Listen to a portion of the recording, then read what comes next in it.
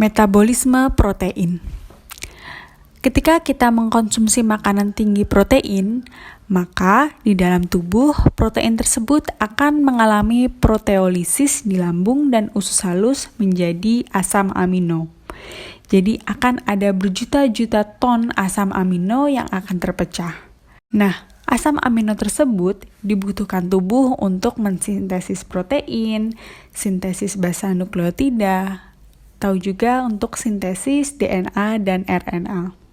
Selanjutnya, setelah asam amino tersebut selesai untuk mensintesis protein, basa nukleotida, sintesis DNA dan RNA, maka jika terdapat kelebihan asam amino yang tidak dibutuhkan, maka asam amino tersebut tidak dapat disimpan.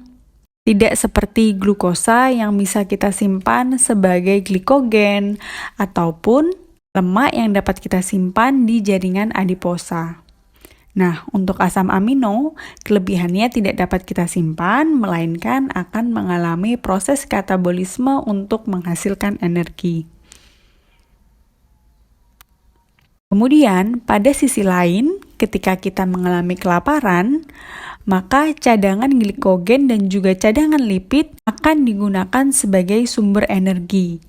Begitu juga pada kejadian diabetes mellitus parah, maka cadangan lipid yang akan digunakan sebagai sumber energi. Akibatnya, protein seluler akan digunakan sebagai bahan bakar menggunakan jalur katabolisme asam amino. Berikut ini adalah langkah-langkah dari katabolisme asam amino. Ada transaminasi, kemudian deaminasi oksidatif, transport amonia, dan juga siklus urea. Selanjutnya adalah struktur asam amino. Seperti yang kita tahu bahwa struktur asam amino terdiri atas gugus amina, gugus karboksil, atom H, dan juga rantai samping, di mana C yang mengikat keempat gugus yang berbeda ini disebut juga dengan C-alfa atau C-chiral. Jika kita review kembali, maka dapat diketahui bahwa gugus samping dari glisin merupakan atom hidrogen, sedangkan alanin, gugus samping yang membedakannya dengan glisin berupa metil, sedangkan pada valin berupa propil. Gugus samping inilah yang membedakan asam amino 1 dengan asam amino lainnya. Nah, berikut ini adalah contoh-contoh asam amino lainnya. Baik, kita masuk ke proses katabolisme asam amino yang pertama, yaitu adalah transaminasi. Transaminasi diambil dari dua kata, yaitu trans dan aminasi, di mana terdapat proses transfer gugus amino atau alfa amino ke molekul carrier. Biasanya molekul carrier itu berupa alfa ketoglutarat. Hampir seluruh asam amino mengalami transaminasi kecuali prolin, hidroksiprolin, threonin, dan lisin. Asam-asam amino tersebut langsung mengalami deaminasi oksidatif tanpa mengalami transaminasi. Dapat kita lihat di reaksi berikut ini bahwa terdapat struktur dasar dari asam amino atau alfa asam amino. Apabila asam amino tersebut bergabung dengan alfa ketoglutarat, maka pada reaksi transaminasi akan terjadi proses transfer gugus alfa amino ke molekul carrier, yaitu alfa ketoglutarat. Di sini terjadi pertukaran struktur atau pertukaran gugus amino dan juga gugus CO, sehingga menghasilkan glutamat dan juga asam keto. Nah, untuk asam keto ini biasanya dapat berupa pirufat, oksaloasetat, dan lain sebagainya. Dalam reaksi transaminase dibutuhkan suatu katalisis oleh enzim yang bernama enzim aminotransferase atau dalam literatur lain biasa disebut transaminase. Selain itu, dibutuhkan juga koenzim yang berupa piridoksal fosfat atau nama lainnya adalah vitamin B6.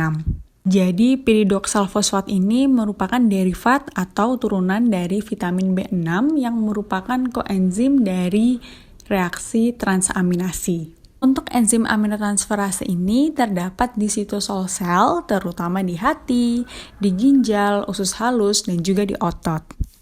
Nah, untuk setiap aminotransferase, spesifik untuk sepasang substrat, namun tidak spesifik untuk pasangan substrat lainnya. Nah, misalnya, asam amino asid ini merupakan alanin, di mana ketika alanin ini bergabung dengan ketoglutarat, maka pada proses transaminasi akan terjadi proses transfer amina ke gugus CO dengan bantuan enzim alanin aminotransferase menghasilkan pirufat dan juga glutamat, di mana pirufat ini merupakan jenis dari asam keto. Sedangkan asam amino yang dihasilkan berupa glutamat. Jika asam aminonya berupa aspartat, dan aspartat ini bereaksi dengan alfa-ketoglutarat dengan bantuan aspartat aminotransferase, maka akan terjadi juga transfer gugus amin menghasilkan asam keto berupa oksaloasetat dan juga asam amino berupa glutamat.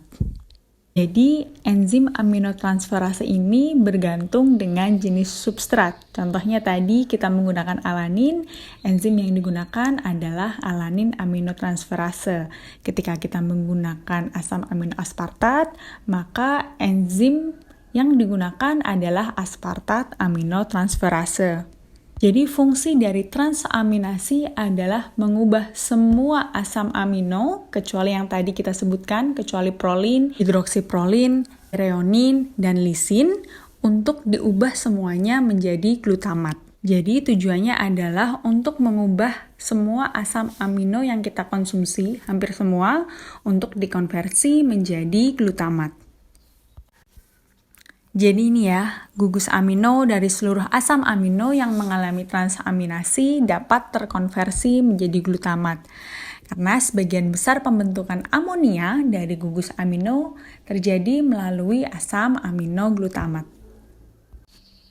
Nah, untuk asam alfa keto, contohnya bisa pirufat, oksaloasetat, dan lain-lain, dia tujuannya untuk membentuk energi. Sedangkan untuk glutamat, yang memang tujuan untuk dihasilkan, berguna untuk mensintesis asam amino non-esensial maupun mengalami deaminasi oksidatif. Baik, sekarang kita lanjut ke langkah berikutnya dari katabolisme asam amino, yaitu deaminasi oksidatif. Di sel hati, glutamat yang tadi dihasilkan dari reaksi transaminasi ditransport dari sitosol ke dalam mitokondria dan terjadi deaminasi oksidatif yang kemudian dikatalisis oleh suatu enzim bernama glutamat dehidrogenase. Nah, sekarang pertanyaannya, kenapa asam amino tersebut hanya dikonversi menjadi glutamat saja, tidak menjadi asam amino yang lain? Hal tersebut dikarenakan di dalam tubuh kita hanya terdapat enzim glutamat dehidrogenase. Enzim ini yang nantinya akan mengeluarkan NH3 atau amonia ke dalam siklus urea. Karena di dalam tubuh kita hanya terdapat enzim glutamat dehidrogenase yang nantinya akan mengeluarkan NH3 atau amonia, di mana NH3 ini nanti akan masuk ke dalam sebuah siklus bernama siklus urea. Sehingga memang tidak ada lagi selain glutamat dehidrogenase yang dapat mengubah asam amino berupa glutamat untuk dikonversi menjadi amonia atau NH3 dan alfa-ketoglutarat. Jadi pada reaksi ini, enzim glutamat dehidrogenase membutuhkan NADP+. NADP+ akan bergabung dengan glutamat, kemudian dikatalisis oleh enzim glutamat dehidrogenase, sehingga menghasilkan amonia dan alfa-ketoglutarat. Untuk amonia ini nanti akan masuk ke dalam siklus urea, sedangkan untuk alfa-ketoglutarat akan digunakan kembali untuk proses transaminasi. Jadi bentuk siklusnya seperti itu. Sekarang kita lanjut ke apa yang terjadi dengan amonia yang ada di sini. Sekarang kita ke proses yang ketiga dari katabolisme asam amino, yaitu transport amonia. Amonia yang diproduksi di jaringan perifer sifatnya sangat toksik dalam darah, sehingga harus dikonversi terlebih dahulu sebelum ditransportasikan ke hati. Dapat kita lihat bahwa di amonia ini ada panah masuk, yang artinya kalau panah masuk itu adalah ikut bereaksi. Amonia yang bereaksi dengan glutamat membentuk glutamin dengan bantuan enzim glutamin sintetase. Dengan bantuan MGATP juga menghasilkan senyawa glutamin. Selanjutnya, glutamin yang dihasilkan akan dilepaskan ke dalam darah, yang mana akan dikonversi kembali menjadi glutamat dan NH3 dengan bantuan enzim glutaminase. Nah, sekarang langkah yang keempat yaitu siklus urea. Dari siklus sebelumnya, kita dapatkan amonia yang akan kemudian masuk ke siklus urea.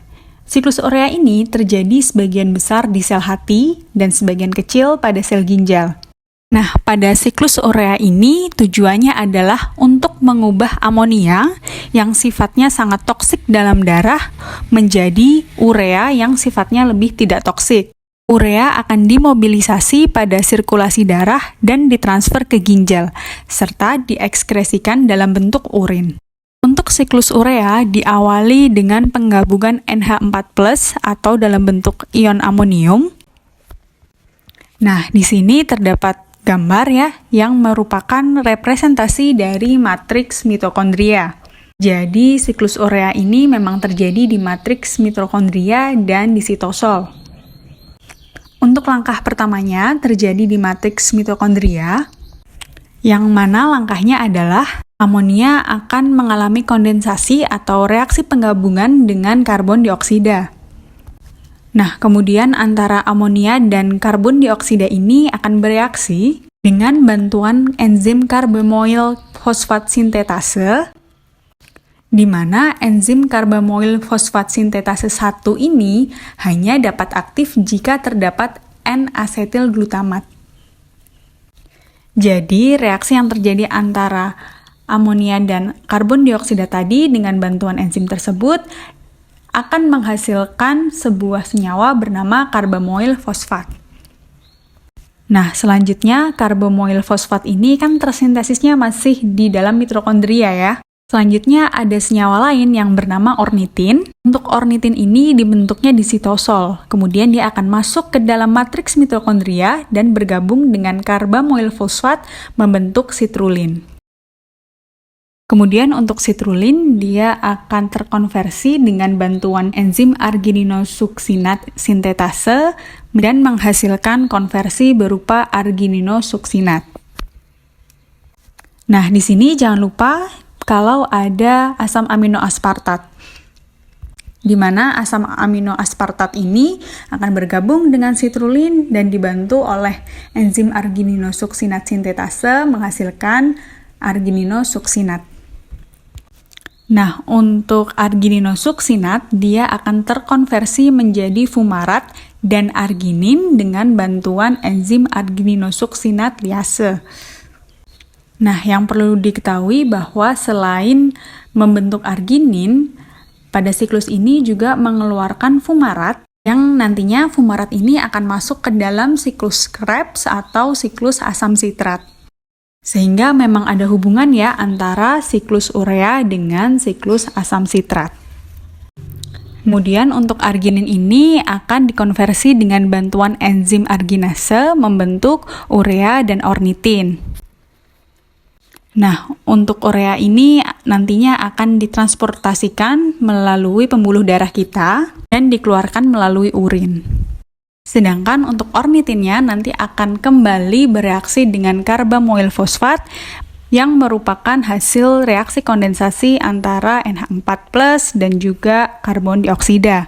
Jadi di sini merupakan suatu siklus ya, di mana hasil utamanya adalah urea dan ornitin. Kembali lagi saya ingatkan bahwa urea ini nanti akan dikeluarkan melalui pembuluh darah dan diekstraksikan melalui urin. Sedangkan ornitinnya akan memulai kembali siklus ini. Selanjutnya ada siklus glukosa alanin. Nah, walaupun hati berperan dalam sebagian besar metabolisme asam amino, sel lain juga dapat memecah asam amino. Misalnya sel otot dapat memetabolisme asam amino bercabang untuk menghasilkan energi selama berpuasa. Namun, sel otot ini tidak dapat memproses NH3 menjadi urea karena tidak adanya enzim yang sesuai.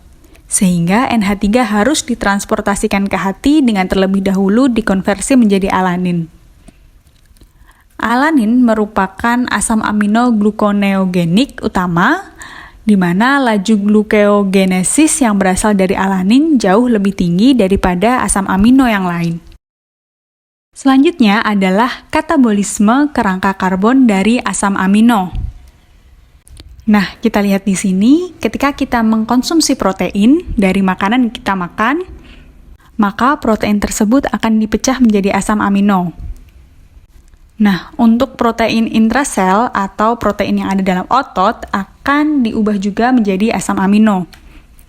Nah, asam amino ini nantinya akan mengalami reaksi transaminasi, deaminasi oksidatif, dan sebagainya, sehingga nantinya akan menghasilkan amonia, yang mana amonia tadi akan masuk ke dalam siklus urea.